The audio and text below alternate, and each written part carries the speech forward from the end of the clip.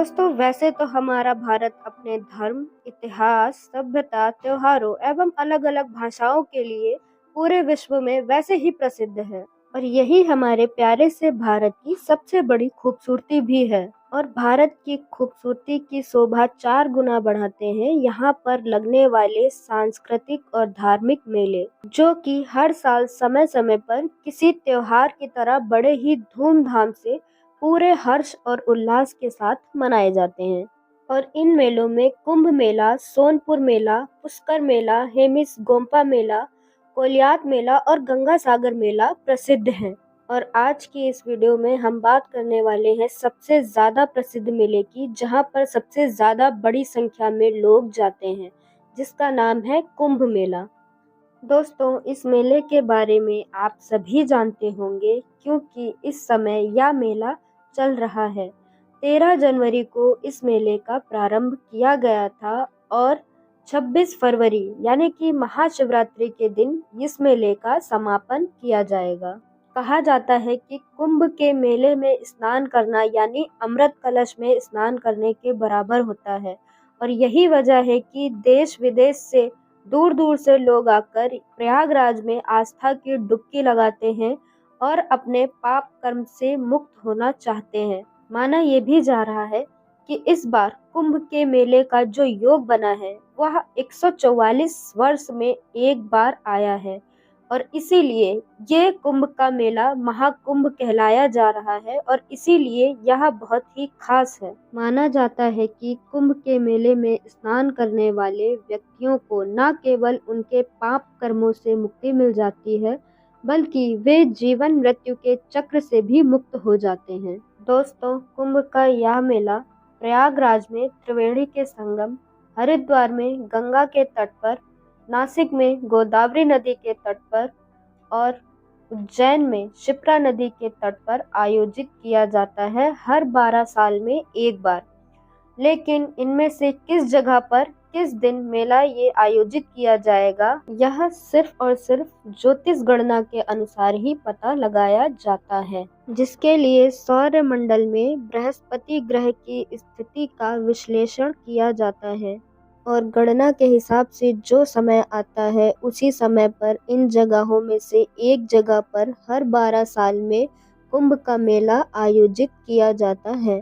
दोस्तों क्या आप कुंभ के मेले का धार्मिक इतिहास जानते हैं, या क्या आप ये जानते हैं कि इस मेले को कब से मनाना प्रारंभ किया गया, या फिर आपको ये पता है कि इस मेले को पहले माघ मेला या प्रयाग स्नान के नाम से जाना जाता था, जिसके बारे में हमारे धार्मिक ग्रंथ जैसे कि ऋग्वेद, यजुर्वेद, सामवेद और अर्थवेद जैसे महान ग्रंथों में माघ मेला यानी कि कुंभ का मेला का वर्णन दिया गया है।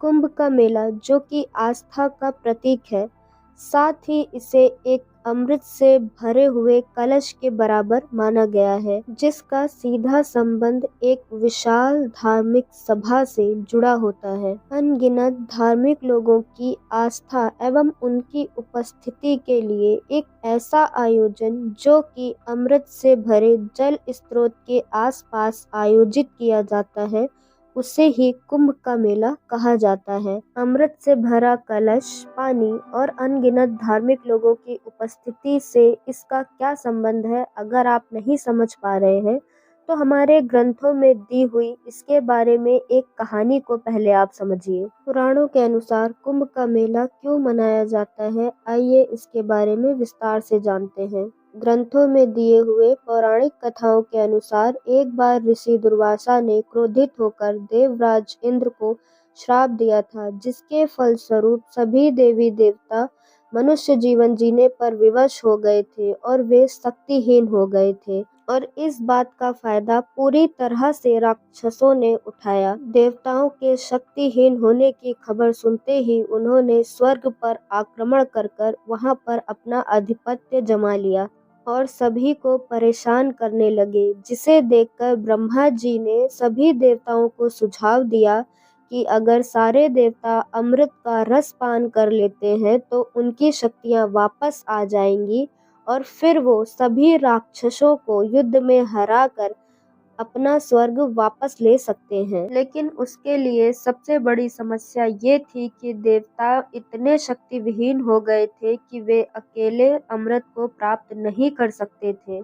इसलिए उन्होंने राक्षसों की मदद लेने का फैसला किया और बदले में उन्हें अमृत देने का लालच दिया। इस प्रस्ताव को स्वीकार करके राक्षसों और देवताओं ने मिलकर समुद्र मंथन किया। इसी समुद्र मंथन में अमृत कलश की उत्पत्ति हुई। जैसे ही औषधि के देवता देव धन्वंतरी जी कलश को लेकर बाहर आए, सभी देवता और राक्षसों की जिज्ञासा बढ़ गई अमृत पाने की। लेकिन देवता किसी भी हालत में राक्षसों को अमृत नहीं देना चाहते थे, क्योंकि वे नहीं चाहते थे कि अमृत पान कर कर राक्षस भी अमर हो जाए और सबको परेशान करने लगे और फिर उन्हें हराना मुश्किल हो जाए। इसलिए इंद्रदेव कलश को लेकर जाने लगे और लगातार राक्षसों से बचने के लिए, अमृत को बचाने के लिए 12 दिनों तक अमृत कलश लेकर भागते रहे।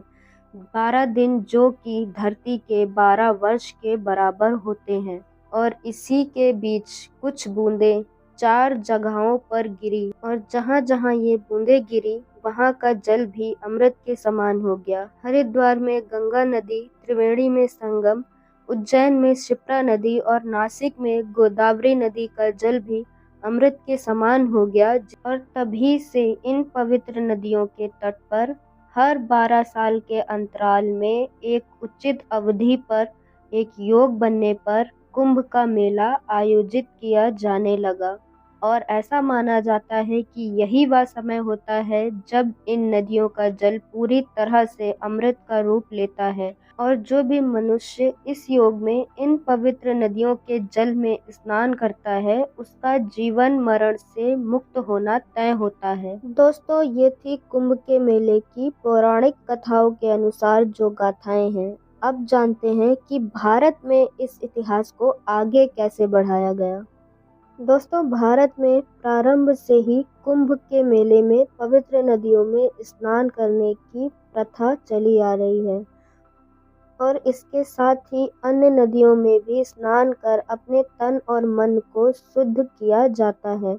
कुंभ के मेले में पवित्र नदियों में स्नान करने का उल्लेख ऋग्वेद में भी उपस्थित है, जहाँ पर कुंभ का मेला प्रयाग में आयोजित होता है। वहीं बुद्धिज्म में भी पाली टेक्स्ट में भी कुंभ के मेले का वर्णन है। महाभारत में भी कुंभ के मेले का उल्लेखन किया गया है, जिससे साफ पता चलता है कि कुंभ के मेले का जब योग बनता है तो इन पवित्र जगहों के पवित्र नदियों में स्नान करने से ही हमें जीवन चक्र से मुक्त होने का रास्ता मिल जाता है और पाप कर्मों से मुक्ति भी मिल जाती है। प्राचीन भारत के राजा हर्ष के शासनकाल में चाइनीज ट्रैवलर और राइटर ह्यूवेन टीसेंग, जो कि 7वीं शताब्दी में भारत की यात्रा पर आए थे और वे एक लेखक भी थे, जिन्होंने अपनी किताबों में लिखा है कि प्रयाग, जो कि एक हिंदू शहर है जहां गंगा, यमुना और सरस्वती का संगम होता है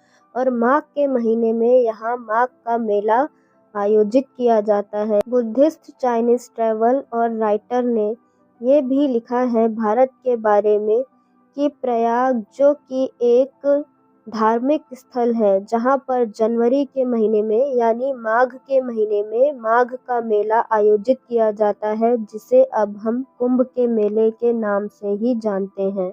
वैसे तो प्रयाग में यह मेला जनवरी में हर साल मनाया जाता है, लेकिन 12 साल में एक बार आने वाला कुंभ का मेला अद्भुत ही होता है, क्योंकि वह एक उचित योग में भारत में मनाया जाता है। वहीं एक और विद्वान जेम्स मैलिन्सन के मुताबिक भी प्रयाग में माघ मेला आयोजित किया जाता है, जो कि उज्जैन, नासिक और हरिद्वार में भी बड़े ही उल्लास और धूमधाम से मनाया जाता है। 12 वर्षों में एक बार ग्रहों की उचित स्थिति पर मनाए जाने वाले इस त्योहार पर भारी मात्रा में लोग आकर इस आयोजन का उचित आनंद उठाते हैं। यहाँ तक कि 16वीं शताब्दी के रामचरितमानस में भी कुंभ के मेले का उल्लेख है और साथ ही ऐने अकबरी में भी इसका वर्णन किया गया है।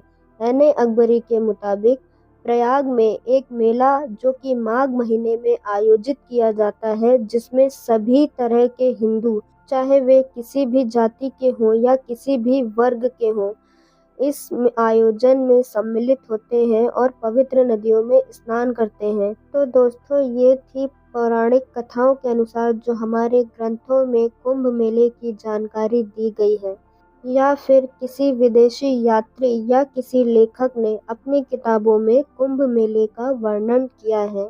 दोस्तों, आप इन व्याख्याओं से किस हद तक सहमत हैं, कमेंट बॉक्स में बताइएगा। और इस महापर्व में आपने स्नान किया है, वो भी हमें कमेंट बॉक्स में बताइएगा। वीडियो अच्छी लगी हो तो लाइक करिएगा, शेयर करिएगा, और भी ऐसी दिलचस्प वीडियो और हमारे भारत के इतिहास के बारे में जानने के लिए हमारे इस चैनल लेट्स फाइंड रहस्य को सब्सक्राइब करना मत भूलिएगा। साथ ही बेल आइकन पर भी प्रेस कर लीजिएगा ताकि आने वाली नई वीडियो का नोटिफिकेशन आपको मिल जाए। दोस्तों, वीडियो को पूरा देखने के लिए आपका बहुत बहुत धन्यवाद।